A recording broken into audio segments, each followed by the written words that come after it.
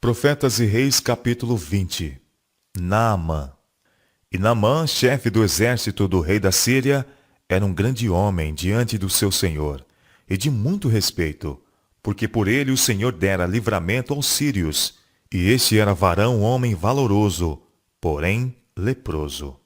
Ben-Hadad, rei da Síria, havia derrotado os exércitos de Israel na batalha em que resultou a morte de Acabe. Desde esse tempo, os sírios tinham mantido contra Israel uma constante guerrilha, e numa de suas incursões levaram prisioneira uma menina que na terra do seu cativeiro ficou ao serviço da mulher de Naamã. Uma escrava distante do lar, esta pequena jovem era, não obstante, uma das testemunhas de Deus, cumprindo inconscientemente o propósito pelo qual Deus havia escolhido Israel como seu povo. Enquanto servia nesse lar pagão, suas simpatias foram despertadas em favor de seu amo. E lembrando os maravilhosos milagres de cura operados por Eliseu, ela disse à sua senhora: Oxalá que o meu senhor estivesse diante do profeta que está em Samaria. Ele o restauraria da sua lepra. Ela sabia que o poder do céu estava com Eliseu, e cria que por esse poder Naamã seria curado. A conduta da menina cativa, a maneira como ela se comportou nesse lar pagão, é um forte testemunho do poder dos primeiros ensinamentos do lar. Não há mais alto encargo do que o confiado aos pais e mães no cuidado e educação de seus filhos. Os pais têm que tratar com os próprios fundamentos de hábito e caráter. Por seu exemplo e ensino, é o futuro de seus filhos em grande medida decidido. Felizes são os pais cuja vida é um verdadeiro reflexo da divindade, de maneira que as promessas e ordens de Deus despertem na criança gratidão e reverência. Os pais cuja ternura e justiça e longanimidade interpretam para a criança o amor e a justiça e a longanimidade de Deus, que ensinam a criança a amá-los e obedecer-lhes, estão ensinando-as a amar ao Pai do céu, a obedecer-lhe e nele confiar. Os pais que repartem ao filho tal dom estão-no dotando com um tesouro mais precioso que as riquezas de todos os séculos, um tesouro tão perdurável como a eternidade. Nós não sabemos em que setor nossos filhos poderão ser chamados a servir.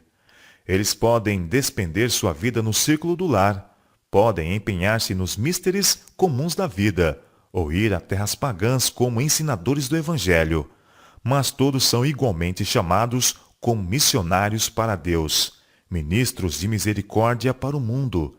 Deve obter uma educação que os ajude a permanecer ao lado de Cristo em abnegado serviço. Os pais da menina hebreia, ao ensinar-lhe a respeito de Deus, não sabiam o destino que lhe tocaria, mas foram fiéis em seu mister, e no lar do capitão do exército sírio, sua filha testemunhou do Deus a quem tinha aprendido a honrar. Naamã ouvira a respeito das palavras que a menina dissera à sua senhora, e obtendo permissão do rei, saiu em busca da cura, tomando consigo 10 talentos de prata e 6.000 siclos de ouro e 10 mudas de vestidos. Levou também uma carta do rei da Síria ao rei de Israel, na qual estava escrita a mensagem: Eu te enviei Naamã, meu servo, para que o restaures da sua lepra. Quando o rei de Israel leu a carta, rasgou seus vestidos e disse: Sou eu Deus? Para matar e para vivificar? Para que este envie a mim, para eu restaurar a um homem da sua lepra? Pelo que deveras notai, peço-vos, e vede que busca ocasião contra mim. Notícias do acontecimento chegaram até Eliseu, e ele mandou uma mensagem ao rei dizendo: Por que rasgaste os teus vestidos? Deixai-o vir a mim, e saberá que há profeta em Israel. Veio, pois, Naamã com seus cavalos, e com seu carro, e parou à porta da casa de Eliseu. Por intermédio de um mensageiro, o profeta ordenou-lhe: Vai e lava-te 7 vezes no Jordão, e a tua carne te tornará, e ficarás purificado. Naamã havia esperado ver alguma maravilhosa manifestação do poder do céu. Eis que eu dizia comigo, confessou ele, certamente ele sairá, e pôr-se-á em pé, e invocará o nome do Senhor seu Deus, e passará sua mão sobre o lugar, e restaurará o leproso. Quando lhe ordenou que se lavasse no Jordão, seu orgulho foi ferido, e em mortificação e desapontamento exclamou: Não são porventura Abana e Farfar, rios de Damasco, melhores do que todas as águas de Israel? Não me poderia eu lavar nelas e ficar purificado? E voltou-se, e se foi com indignação. O orgulhoso espírito de Naamã rebelou-se contra o seguir o caminho indicado por Eliseu. Os rios mencionados pelo capitão sírio eram embelezados por circundantes bosques, e muitos corriam às margens dessas deleitáveis correntes para adorar seus ídolos.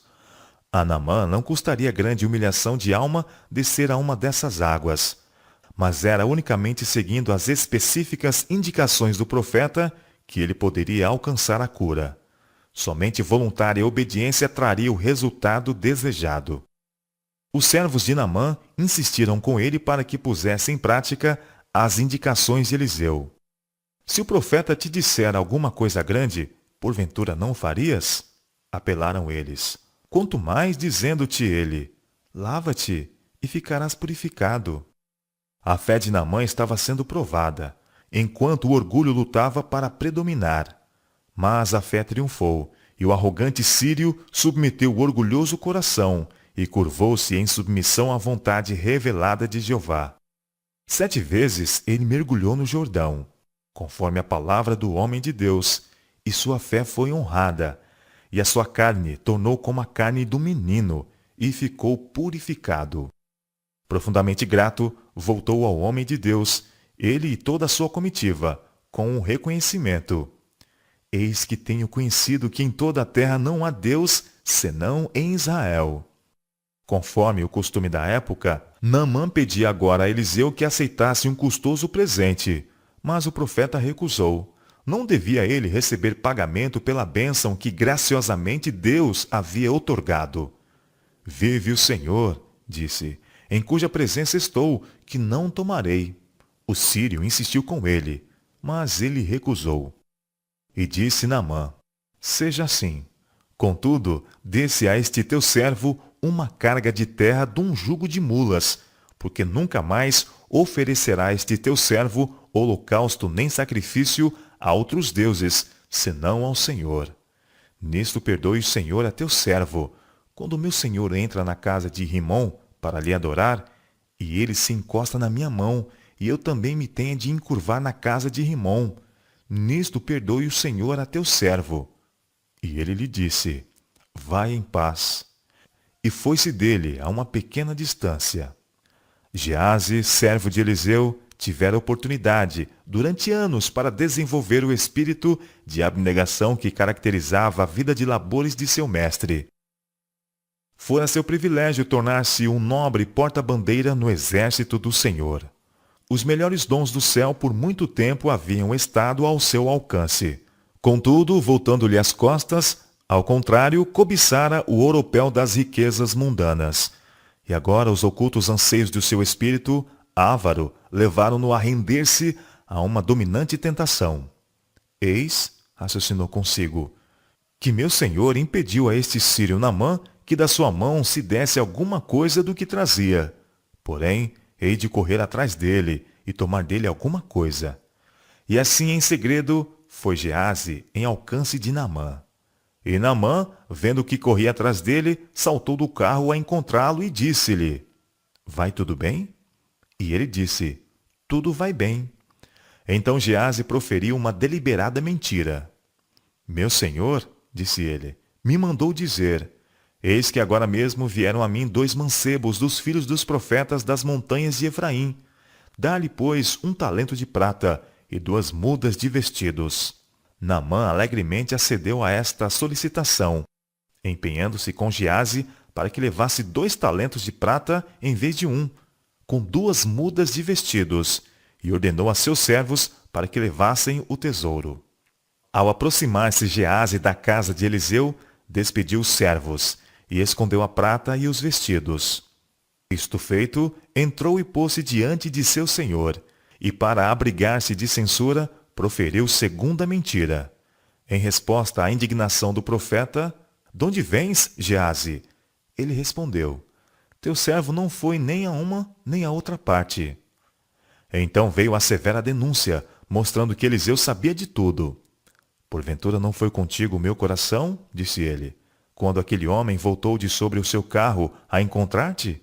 Era esta ocasião para tomares prata e para tomares vestidos e olivais e vinhas e ovelhas e bois e servos e servas? Portanto, a lepra de Naamã se pegará a ti e a tua semente para sempre. Então saiu de diante dele leproso, branco como neve. Solenes são as lições ensinadas por esta experiência de uma pessoa a quem tinha sido dados altos e santos privilégios.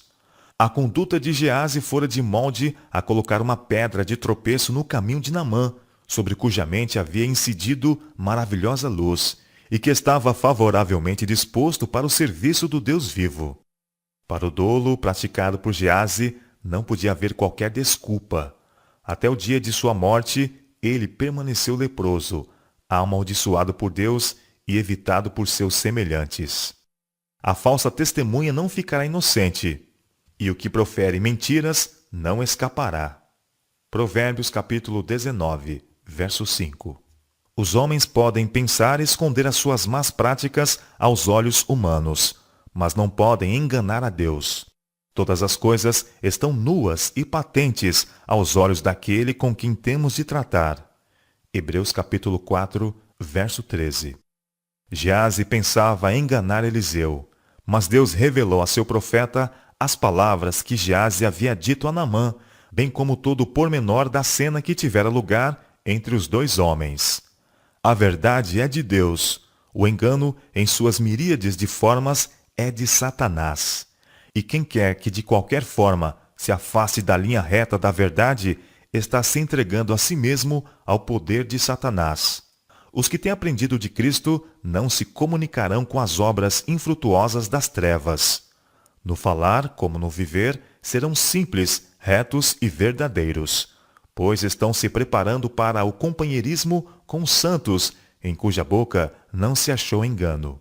Séculos depois de haver Naamã retornado à sua pátria, curado no corpo e no espírito, sua maravilhosa fé foi referida e louvada pelo Salvador como uma lição objetiva para todo aquele que professa servir a Deus. Muitos leprosos havia em Israel no tempo do profeta Eliseu, o Salvador declarou, e nenhum deles foi purificado, senão Naamã, o sírio. São Lucas capítulo 4, verso 27.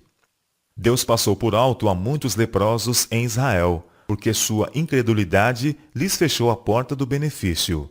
Um nobre pagão, que havia sido fiel às suas convicções do direito e que sentira necessidade de auxílio, foi à vista de Deus mais digno de sua bênção do que os afligidos em Israel, que haviam subestimado e menosprezado os privilégios que lhes haviam sido dados por Deus. Deus opera em benefício dos que apreciam seus favores e respondem à luz que lhes é dada do céu. Há hoje em cada terra os que são honestos de coração, e sobre esses a luz do céu está brilhando. Se eles continuarem fiéis em seguir o que entendem ser o dever, se-lhes há dada luz adicional, até que, como Naamã no passado, sejam constrangidos a reconhecer que em toda a terra não há Deus, senão Deus vivo, o Criador. A toda alma sincera, quando andar em trevas e não tiver luz nenhuma, é feito o convite. Confie no nome do Senhor e firme-se sobre o seu Deus. Porque desde a antiguidade não se ouviu, nem com o ouvido se percebeu, nem com os olhos se viu um Deus além de ti, que trabalhe para aquele que nele espera. Saíste ao encontro daquele que se alegrava e praticava a justiça, daqueles que se lembram de ti nos teus caminhos.